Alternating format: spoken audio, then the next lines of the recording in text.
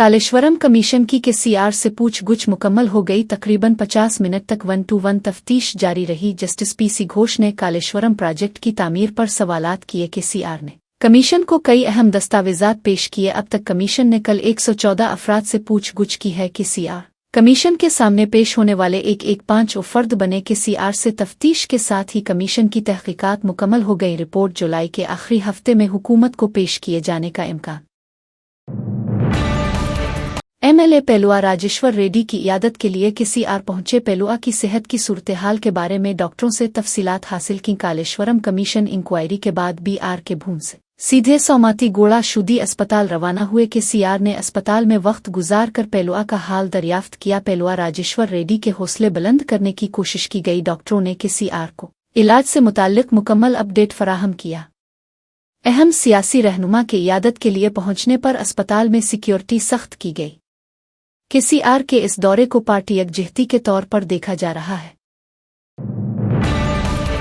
रेवंत रेड्डी जैसे मामूली शख्स को 100 जन्म लेने पर भी के सीआर की अजमत समझ नहीं आएगी। केटीआर रेवंत रेड्डी का गुरु और जेजामा से झगड़ा, उन्हें यहां से निकालने वाला के सीआर ही है। रेवंत रेड्डी जैसे मामूली लीडर की कोई हैसियत नहीं। केटीआर ने सख्त लफ्जों में कहा, चाहे रेवंत रेड्डी कुछ भी कर ले, केसीआर का एक बाल भी बीका नहीं कर सकता। केटीआर ने रेवंत पर शदीद उन्होंने कहा कि केसीआर के तजर्बे और क़यादत का कोई मुकाबला नहीं।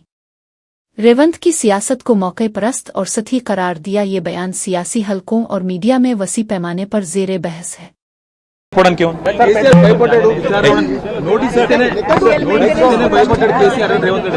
వంద జన్మలెత్తినా రేవంత్ రెడ్డి అనే చిల్లరగానికి కేసీఆర్ గొప్పతనం అర్థం కాదు. రేవంత్ రెడ్డి గురువు, ఆయన జేజమ్మతోనే కొట్లాడినోడు కేసీఆర్. ఆ జేజమ్మని ఇక్కడి నుంచి తరిమేసినోడే కేసీఆర్. కాబట్టి రేవంత్ రెడ్డి అనే చిల్లరగాడు ఏం మాట్లాడినా, ఆయన చిల్లర ప్రభుత్వం ఏం చేసినా కేసీఆర్ ఎంటిక కూడా పీకలేరు. तेलंगाना तहरीक के एक कारकुन ने कुंडा सूर्या को मुंहतोड़ जवाब दिया। साबिक हुकूमत पर सवाल उठाते हुए जब पूछा गया कि तहरीककारों को क्या दिया, कारकुन ने जवाब दिया, मेरा बेटा तेलंगाना तहरीक में जान गंवा बैठा। के सीआर ने 10 लाख रुपए दिए थे। इस बयान से वाज़ेह हुआ कि साबिक हुकूमत ने कुछ न किया, लेकिन के सीआर ने इमदाद फराहम की। कारकुन के जवाब पर कुंडा सारेखा को झटका लगा। ये गुफ्तगू अवामी इजलासा मुबाहिसे के दौरान हुई। तहरीक में कुर्बानी देने वालों की याद दहानी एक बार फिर सामने आई। सोशल मीडिया पर यह बयान तेजी से वायरल हो रहा है।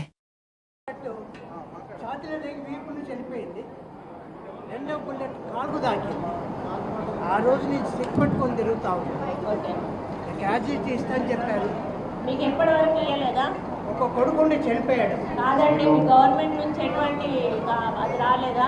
కేసీఆర్ 10 లక్షలు ఇచ్చారు, అన్ని మెన్షన్ చేశారు. ఇప్పుడు మీరు ఏం కోరుకుంటున్నారు? మళ్ళీ ఏం ఎక్స్పెక్ట్? గ్రాడ్యుయేట్ ఇస్తాను చెప్పారు. గ్రాడ్యుయేట్ ఇస్తాను ప్లస్ నాకు ఎల్లు ఇస్తాను. మీరు ఎంప్లాయీనా?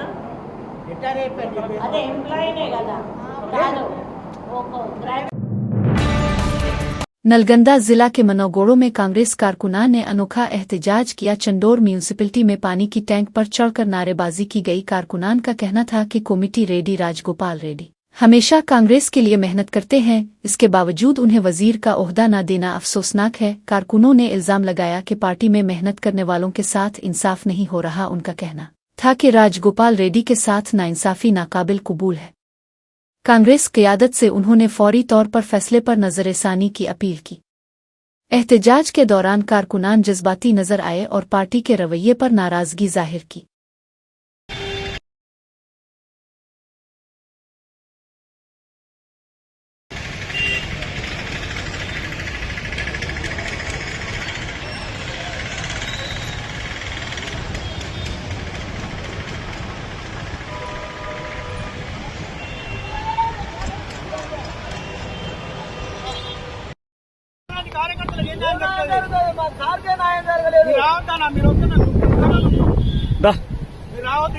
రావే మాట్లాడుతున్నారా?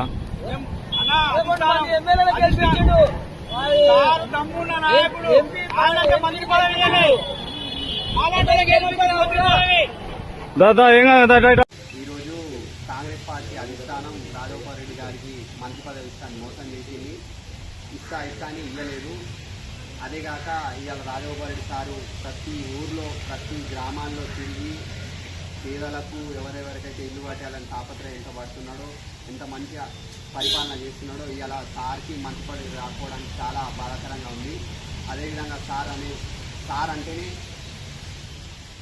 అంటేనే మనకు అభివృద్ధి కార్యక్రమాలకు ముందడుగు వేసే లాంటి వ్యక్తికి ఈరోజు మంత్రి పదవి రాకపోవడం మన దురదృష్టకరం. ఇదే మాట మీద అందరం కూడా మేము నిరసన తెలియజేస్తూ రాఘగోపాల్ రెడ్డి గారికి మంత్రి పదవి రావాలి అని అధిష్టానాన్ని కోరుకుంటున్నాం.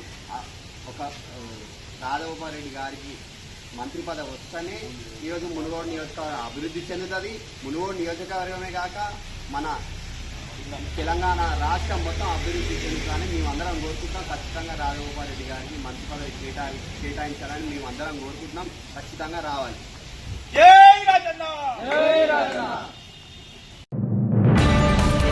तेलंगाना इंसदाद बदूनवानी ब्यूरो (ACB) ने आबपाशी महकमा के एग्जीक्यूटिव इंजीनियर एन. सरीधर के खिलाफ 12 मकामात पर छापे मारे. सरीधर, जो पहले कालेश्वरम प्रोजेक्ट से वाबस्ता थे, पर आमदनी से जायद असासे रखने का इल्जाम है. छापों के दौरान मुतअद्दिद जायदादें, कारोबारी दिलचस्पियां और भारी अखराजात के शवाहिद मिले. उनमें बैरून मुल्क मुनक़िदा शादी की तकरीब भी शामिल है, जिस पर बड़ा खर्च हुआ. मालियाती और जायदाद से मुताल्लिक़ दस्तावेज़ात का जायजा लिया जा रहा है. शुबा है कि कुछ असासे बेनामी और अवपाशी मुआहदों में बेकायदगियों से जुड़े हो सकते हैं. एन. सरीधर से तफ्तीश जारी है और मुकदमा दर्ज कर लिया गया है. तहकीकात के बाद मजीद कानूनी कार्रवाई मुतवक्के है. महबूबा के साथ ऐशो इशरत के लिए नौजवान ने अपने ही घर में चोरी कर ली. यह वाकया वरंगल जिला के मिल्स कॉलोनी पुलिस स्टेशन हुदूद में पेश आया. RMP गारोपू राम कृष्णा 8 जून को शादी की तकरीब के लिए हैदराबाद गए थे. वापसी पर देखा कि ताल्लू टूटा हुआ है और 16 तोले सोने के जेवरात गायब हैं. पुलिस ने तहकीकात के दौरान एक मुश्तबा शख्स जेनित को पकड़ा, जो राम कृष्णा का ही बेटा निकला. जेनित चेतनिया डिग्री कॉलेज में BBA फाइनल ईयर का तालिब इल्म है. इसने महबूबा के साथ अय्याशी और कर्ज चुकाने के लिए चोरी करने का एतराफ़ क्या. कुछ सोना पिघला कर बेचने की कोशिश के दौरान पुलिस के हत्थे चढ़ गया. गाली जनार्दन रेड्डी को बड़ी राहत मिली है. ओबिलापुरम गैर कानूनी माइनिंग केस में तेलंगाना हाई कोर्ट ने 4 मुल्जिमान को जमानत मंजूर की. गाली जनार्दन रेड्डी, उनके PA अली खान, BV श्रीनिवास रेड्डी और राजगोपाल को जमानत मिली. हाई कोर्ट ने उन चारों को CBI की नामपली अदालत की 7 साला सजा पर रोक लगा दी. अदालत ने सजा को फ़ी-उल-हाल मुअत्तल करते हुए रिहाई का हुक्म दिया. शर्त के तौर पर हाई कोर्ट ने 10 लाख रुपए का ज़ाती ज़मानती मचलका जमा कराने को कहा. मुल्जिमान को मुक्त छोड़ने की इजाज़त नहीं दी गई. ये फैसला कानूनी और सियासी हलकों में बड़े पैमाने पर चर्चा का मौजू बन गया है. गुलकारा मंगली की सालगिरह की तकरीब पर चिवला पुलिस ने तरपुरा रिसोर्ट में छापा मारा. तकरीब में एक शख्स को गांजा पीते हुए पाया गया और गैर कानूनी तौर पर शराब भी पेश की जा रही थी. ये तकरीब बगैर पुलिस इजाज़त के मुनक्किद की गई थी, जिसके बाइस DJ का सामान जब्त कर लिया गया. मंगली और रिसोर्ट के मैनेजर के खिलाफ मुकदमा दर्ज कर लिया गया है. तकरीब में मरूफ शख्सियात जैसे देवी और कसला श्याम भी शरीक थे. पुलिस की जानिब से तकरीब के शुरका को जल्द ही नोटिस जारी किए जाने का इम्कान है. तहकीकात जारी हैं और मजीद कार्रवाई मुतवक्के है. अवाम से कानून की पाबंदी करने और ऐसी गैर कानूनी तकरीबात से दूर रहने की अपील की गई है. एक 24 साला खातून 1.27 लाख रुपए के जाली मुलाजमत और सरमायाकारी स्कीम में लट गई. ये स्कीम टेलीग्राम ऐप के जरिए चलाई जा रही थी. इस कामर ने गोरेज प्रॉपर्टीज के नाम का इस्तेमाल करके भरोसा हासिल किया. रोजाना 5,000 रुपए आमदनी और मुनाफा का लालच दिया गया. खातून ने रकम वायम ऐप के जरिए मुंतकिल की, लेकिन कोई मुनाफा नहीं मिला. सोशल मीडिया पर जाली नौकरी और सरमायाकारी की स्कीमों से होशियार रहें. हमेशा सरकारी जराये से तस्दीक करें. साइबर फराड की इत्तला 1930 पर दें. http://gov.in http://gov.in पर शिकायत करें. WhatsApp helpline 8712665171. अपनी मेहनत की कमाई को महफूज रखें. एहतियात जरूरी है. रियासत में कर्ज के बोझ तले एक और किसान ने खुदकुशी कर ली. ये वाकया मीदुक जिला के वेलदोरत्ती मंडल के इलोकुपली गांव में पेश आया. 41 साला किसान मंद सवामी ने अपनी 1 एकड़ जमीन के साथ साथ मजीद 1 एकड़ जमीन किराए पर लेकर धान की फसल काश्त की थी. फसल से मुतवक्के पैदावार न आने पर वो शदीद माली बुहरान का शिकार हो गया. कर्ज अदा न कर पाने की तकलीफ में मुब्तला होकर इसने अपनी जान देने का फैसला किया. सवामी ने खान चरो के करीब एक दरख्त से लटक कर खुदकुशी कर ली, उसकी मौत से गांव में गम और अफसोस की लहर दौड़ गई है। ज़राअत में नुकसान और कर्ज का बोझ किसानों को खुदकुशी पर मजबूर कर रहा है। Maroof film director A S Ravi Kumar का दिल का दौरा पड़ने से इंतकाल हो गया। उन्होंने गपचंदे की फिल्म युग्नम से डायरेक्टर के तौर पर फिल्मी सनत में कदम रखा। बालाकृष्णा के साथ वीरभद्र फिल्म की भी हिदायतकारी की। इसी तरह साई धर्म तीज के साथ प्लानवो लेनी जीविथम फिल्म को भी डायरेक्ट किया। उनके अचानक इंतकाल से फिल्म इंडस्ट्री में गम की लहर दौड़ गई। साथ ही फनकारों और मद्दाहों ने उनकी मौत पर अफसोस का इजहार किया। उनका काम नौजवान फिल्मसाजों के लिए एक तरगीब के तौर पर याद रखा जाएगा। उनकी आखिरी रसूमात आज उनके आबाई मकाम पर अदा की जाएंगी।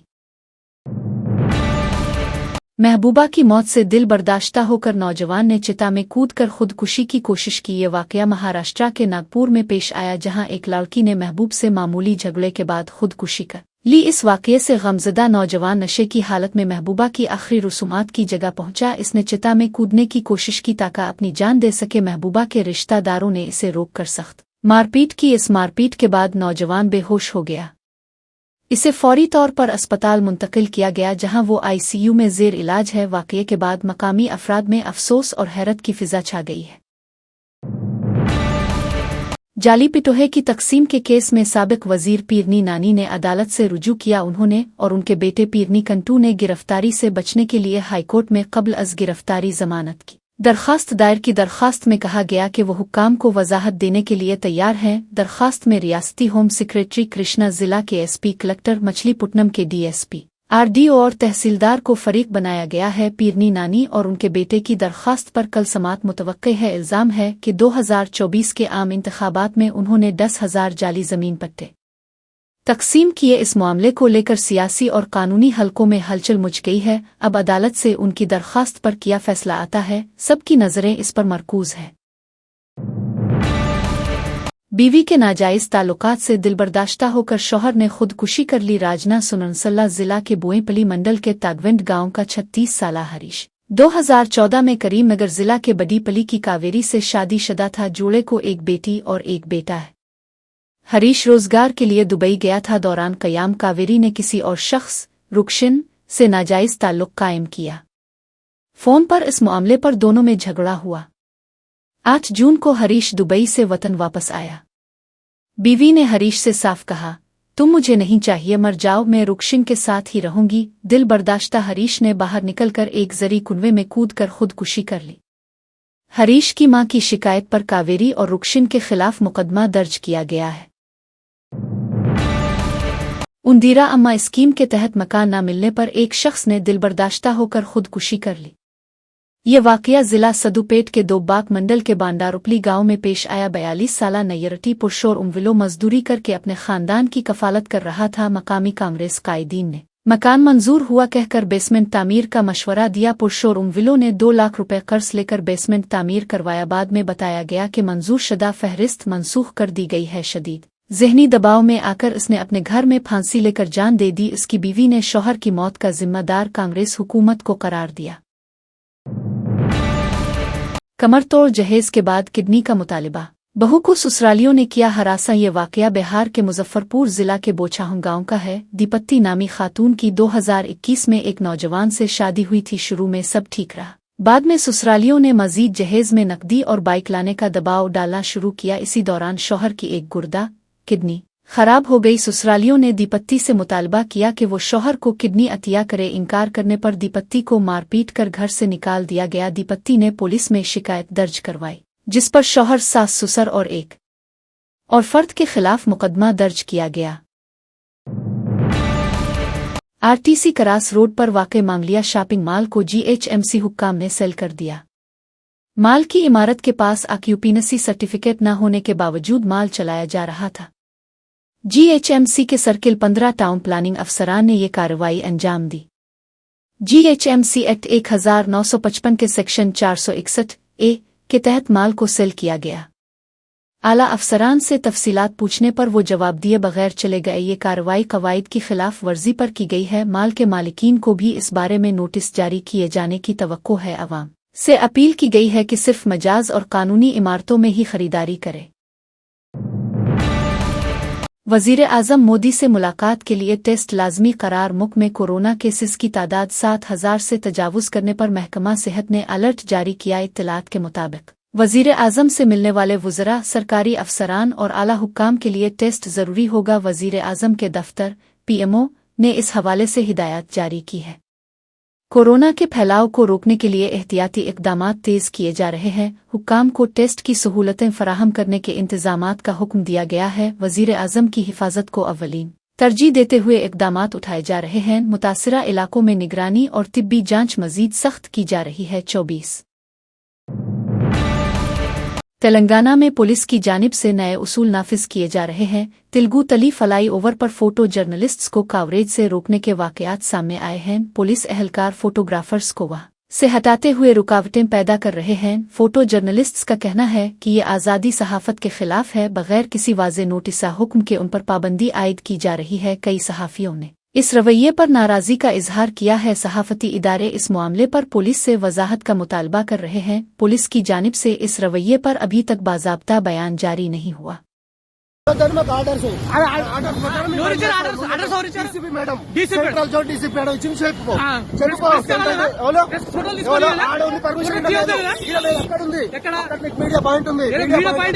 ఫోటోగ్రాఫర్ వీడియో పాయింట్ ఉండదు.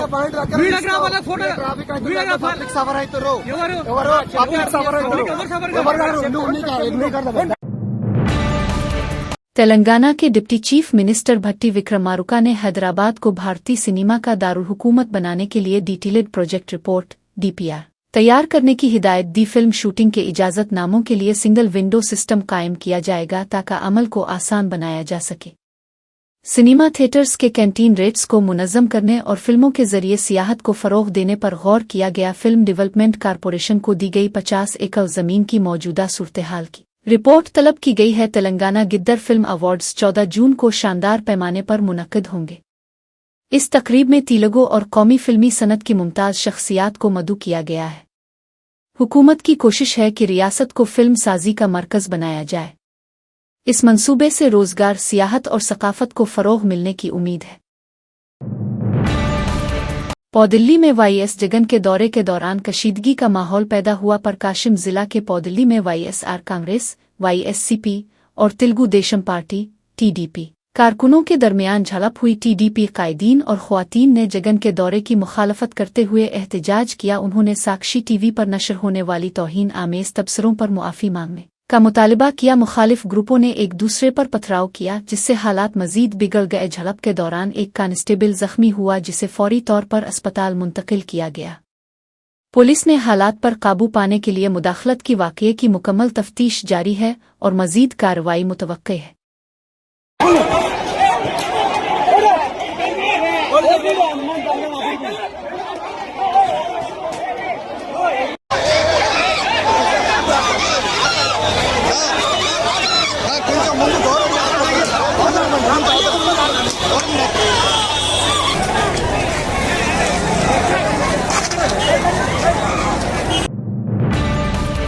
RTCX रोड पर वाक़ई सिंधिया थिएटर में सांपों की मौजूदगी से हलचल मच गई। थिएटर के 50 रुपये टिकट एंट्री पॉइंट के करीब अमले को सांप नजर आए। सांपों की मौजूदगी से अमला और तमाशाइयों में खौफ व हरास फैल गया। थिएटर अमले ने फौरी तौर पर सिक्योरिटी को अलर्ट किया और इक़दामात किए। अमले का कहना है कि सांप अक्सर अंदर आते रहते हैं जिससे वो परेशान हैं। इलाके में मौजूद झाड़ियों और गंदगी को इसका सबब बताया जा रहा है। थिएटर मैनेजमेंट ने सांपों को पकड़ने के लिए मुताल्लिका महकमा से राब्ता किया है। तमाशाइयों की हिफाजत के लिए एहतियाती इक़दामात तेज करने का फैसला किया गया है।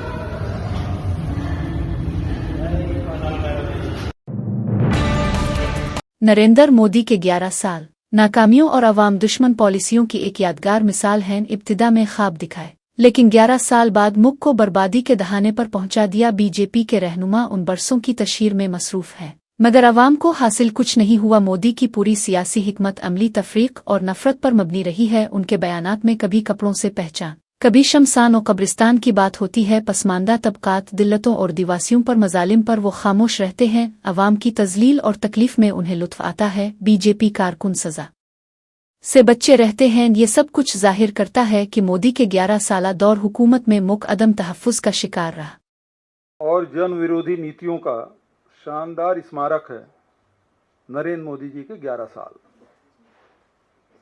11 साल पूरे हुए, औपचारिक तौर पर तो मैं भी बधाई देता हूं। शिष्टाचार के नाते बधाई बनता है, लेकिन एक आम आदमी के तरह यदि सोचें, एक कांग्रेस के कार्यकर्ता की तरह मैं सोचता हूं, तो वो शिष्टाचार के लायक भी नहीं है। शुरुआत तो उन्होंने सपने लोगों को दिखाए और 11 साल पूरे होते होते सिंदूर उजाड़ने तक पहुंच गए।